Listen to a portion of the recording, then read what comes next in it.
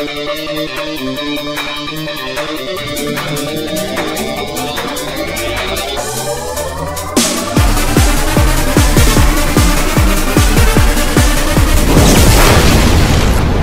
I'm Scott Woodwiss and welcome to highlights of the 2013 Thrustmaster Formula Sim Racing World Championship.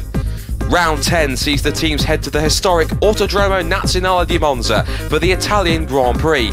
One of the oldest circuits on the calendar, Monza has been in existence since 1922, with the original layout featuring the distinctive banked oval section. This circuit is the fastest in the championship and demands high top speeds and low downforce, with long straights broken up by a variety of chicanes and sweeping corners. This is one of the hardest circuits on engines, gearboxes and brakes, meaning the attrition rate could be higher than most races. Qualifying produced a brand new pole sitter as Samuel Lebert claimed the first pole position of his WC career for Twister Racing, edging out championship leader Bono Huis by a tenth of a second. Making his return to FSR with GT Omega, Dutchman Jeffrey Rietveld lined up an impressive third in his first race since Brazil last year, ahead of Jurnej Simoncic, who had now been promoted to the main Go Speed outfit to fill the space left by Morgan Moran's departure.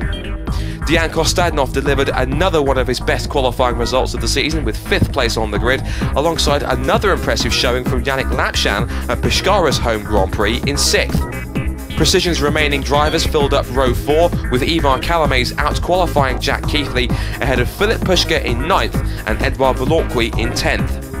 Gergo Baldi once again missed the shootout in 11th, with Marek Godek in 12th. Ash Racing occupied row 7 with Ville Lapala and Franz Schneider, and back in 21st position, a new team were making their first appearance in the World Championship, with Swedish debutants Slytex Racing fielding compatriot Peter Helmbro in a sole entry, with a second car expected in future races. To the race start, and Lebert's launch was good enough to initially keep Huis at bay before the Precision began to pull alongside, while Kostadinov's great start was balked after being boxed in by Rietveld and Simoncic. Behind them, there was trouble at the back of the grid when a slow-starting Zuhaitz Cabo forced Chris de Jong to lose his front wing. The resulting collision forced teammate Giuseppe Marconi to swerve in avoidance straight into Peter Varga's path, with the Hungarian suffering the same fate. Huis pulled level under braking for the Rettifilio, but Lebert made sure he held on around the outside to retain his advantage, as Lapchan lost his front wing on the rear of Simoncic's Go Speed. Lebert kept his nose in front through Curva Grande from Huis and Rietveld, but by the time they hit the brakes for the Rogier chicane, Huis had swept in front of the Frenchman and Lebert's advantage was gone. The first lap carnage wasn't over, as Baldi's failed attempt at passing Pushka left him in the middle of the track and collected by 4 cars, with the worst of the casualties being Franz Schneider and Zoltan Schutte, who were both forced back to the pits without front and rear wings. As the pit lane became a hive of activity for repairs, Peter Helmbro was about to learn the reality of FSR the hard way, when an audacious move from Moises Rondon at the Rettifilio sent the Swede into Ville Lapala, forcing both cars around and Rondon through the runoff area without a front wing. Back at the front, the racing was more civilised, with Huis making his typical breakaway, while Rietveld had found a way past Lebert. The Frenchman lost third at Kostadinov's expense at the Rogier and immediately came under fire from Simoncic behind, making it obvious that Lebert was lacking race pace. Kostadinov, however, wasn't yet finished, and on the same lap disposed of Rietveld into the Parabolica. Staying in the draft, Rietveld came straight back at the Netrex and won the braking duel at the Rettifilio to claim second place. A 4-car group of Rietveld, Kostadinov, Lebert and Simoncic began to break away in the early laps, with the quartet running nose to tail. Kostadinov made an identical pass to the one Rietveld made a few laps earlier to retake second, but the GT Omega came straight back at him through Curva Grande and moved past once again. Kostadinov tried again at the same spot on the next lap, but this time Rietveld covered the inside and Lebert took full advantage to snatch third. Kostadinov was having none of it, and in an incredible move repassed the Twister driver on the outside at the Ascari chicane, as Rietveld began to break away. Simoncic remained in touch, and the 3 cars continued to battle over the next few laps, with Kostadinov remaining at the head of the group. All this was allowing Huis to retain his customary place at the head of the field, with Rietveld attempting to give chase in second. Philip Pushka was contending with Ivar Calames over 6th and 7th, with Eduard Mallorqui and Jack Keithley doing likewise for 8th and 9th positions, and Marcel van der Linden was battling Marek Godek over the final points place in 10th. The high-speed nature of Monza meant slipstreaming was at a premium, with cars reaching speeds in excess of 330 km an hour on the long straights. Thanks to these high speeds, the circuit began to catch drivers out early, as first Ville Lapala spun into the barrier on the exit of Ascari before Zoltan Schutte sent himself skating into the tyre wall at the Rogier chicane a few laps later. The first round of stops began on lap 14 with Woodwiss, Rietveld and Kostadinov the first to blink. Woodwiss emerged in 6th, but right behind the ongoing fight between Keithley and Mallorqui. As the two cars duelled over 4th through the Rogier, Woodwiss instantly threw himself into the mix. He spotted an opening at the second Lesbo and tried to force his way through the twister car, but the pair made contact, forcing Mallorqui out of shape. Woodwiss courteously held back to allow the Spaniard to retain the place before making a cleaner pass into Ascari. The hard tyre runners took full advantage of their longer opening stint, with Ivar Calames holding the lead ahead of his teammate, until he and Jack Keithley made their first stops on lap 21.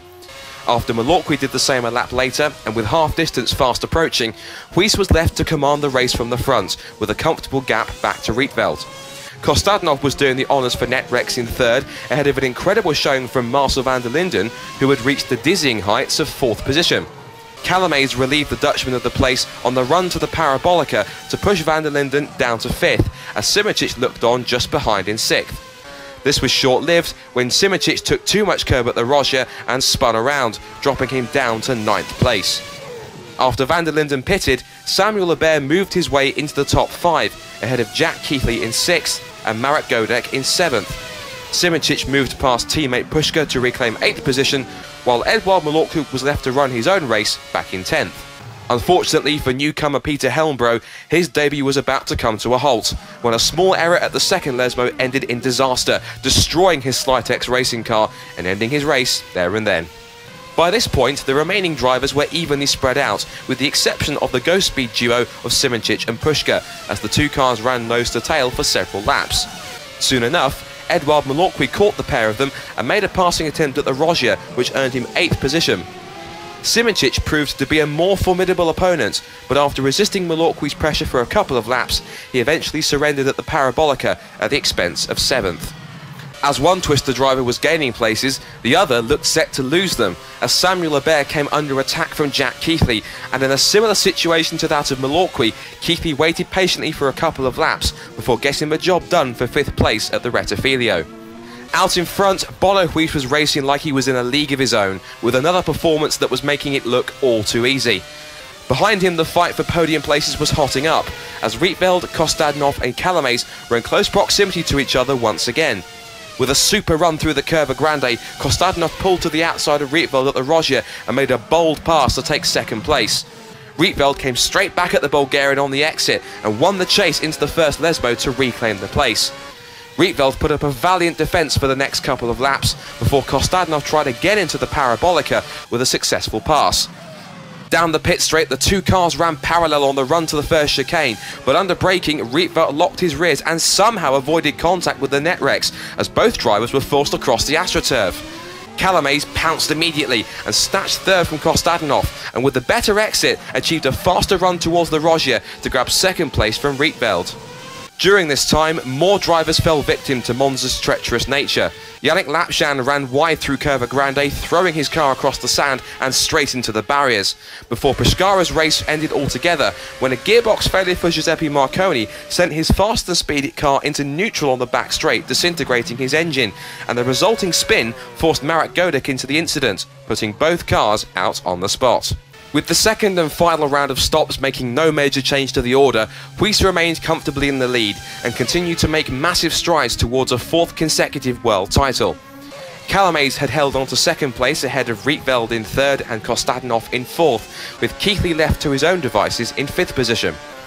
A later stop than other drivers left Lebert in 6th ahead of teammate Mallorqui in 7th, with Marcel van der Linden again on course for points ahead of both Ghost Speed cars.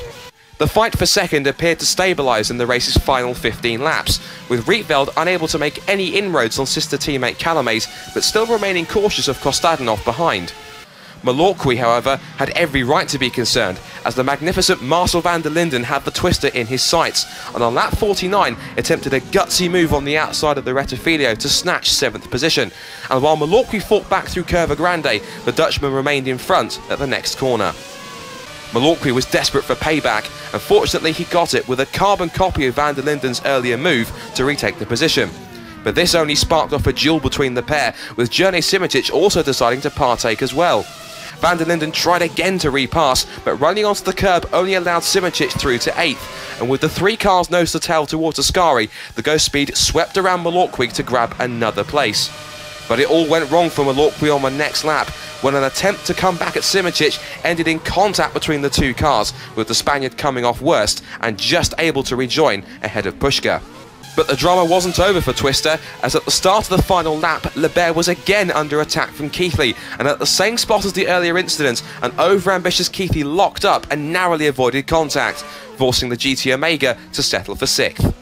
With another flawless drive from the front row of the grid, Bono Huis made it 7 wins in 2013 and his 5th in a row with victory at Monza. He never looked like being headed and delivered the kind of performance the paddock had grown accustomed to. Ivar Calames ensured another 1-2 result for Precision in 2nd place, and in his return to the World Championship, Jeffrey Rietveld showed he still had what it takes, with 3rd place for GT Omega. But the smile was about to be wiped from Rietveld's face, as after the race, the Dutchman was handed a 30-second penalty for several incidents with Dejan Kostadinov. The penalty saw Rietveld tumble down the final classification and fall from 3rd position down to 9th. Kostadinov then found himself claiming the 2nd podium finish of his career as a result, and vital points towards Netrex's championship campaign. Samuel Lebert couldn't convert pole position into victory and had to accept 4th place, with Jack Keithley securing another top 5 finish for GT Omega. Another brilliant drive saw Marcel van der Linden earn more key points for Biocross Positive in 6th, with Ghost Speed suffering from the loss of Morand, as Simoncic and Puška couldn't improve on 7th and 8th. As mentioned, Rietveld's penalty relegated him to 9th, and Eduard Mallorqui also suffered tough times for Twister, back in 10th position. Huis's lead in the Drivers' Championship has now increased to 52 points, although Calames' much-needed result has helped soften the blow of losing more ground to his teammate. Keithley remains in 3rd, while Puška and Simoncic were unable to make much more progress towards overtaking Morand's points tally. Kostadinov's podium lifts him to 7th ahead of Baldi and de Wit, and Samuel Lebert reaches the top 10 for the first time in his career, just 5 races into his comeback. The Constructors' Championship is all but sealed, with Precision only required to outscore Ghost Speed by a single point at the next round to claim their 4th straight title.